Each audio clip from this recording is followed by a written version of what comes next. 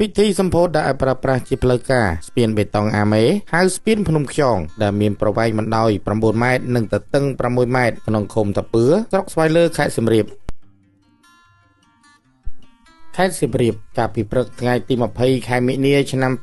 2025លោកអៀងពិសិដ្ឋអភិបាលនៃគណៈអភិបាលស្រុកស្វាយលើបានអញ្ជើញចូលរួមក្នុងពិធីសម្ពោធដែលប្រើប្រាស់ជាផ្លូវការស្ពានបេតុងអាមេហៅស្ពានភ្នំខ្យងដែលមានប្រវែងបណ្ដោយ9ម៉ែត្រនិងទទឹង6ម៉ែត្រស្ថិតនៅភូមិដំបូកខ្ពស់ភូមិក្រញូងនិងភូមិតាពឿឃុំតាសៀមស្រុកស្វាយលើខេត្តសៀមរាបក្នុងពិធីនេះដែរក៏មានការចូលរួមពីមន្ត្រីរាជការអាជ្ញាធរមូលដ្ឋានកងកម្លាំងមានសមត្ថកិច្ចសិស្សានុសិស្សលោកតាលោកយាយពុទ្ធបរិស័ទចំណុះជើងវត្តក៏ដូចជាលោកគ្រូបញ្ញាវរៈយោចកសភ័ណ្ឌព្រះចៅអធិការវត្តតាពឿរស្មីសាមគ្គីមានជ័យហៅវត្តតាពឿផងដែរគូជំរាបថានេះគឺជាសមិទ្ធផលដ៏ធំធេងថ្មីបន្ថែមទៀតជាមួយនឹងសមិទ្ធផលនានាជាច្រើនផ្សេងទៀតក្នុងឃុំតាសៀមស្រុកស្វាយលើក្នុងវិស័យសេដ្ឋកិច្ចសង្គមគិច្ចប្រកបដោយសោភ័ណភាពផាសុកភាពសមធម៌និងបរិយាបន្នស្របតាមគោលនយោបាយយុទ្ធសាស្ត្រចតុកោណរបស់រាជរដ្ឋាភិបាលក្រោមការដឹកនាំដ៏ឆ្លៀសវៃនិងប៉ិនប្រសប់ប្រកបដោយគតិបណ្ឌិតរបស់សម្ដេចមហាបវរធិបតីហ៊ុនម៉ាណែតនាយករដ្ឋមន្ត្រីនៃប្រជាណាច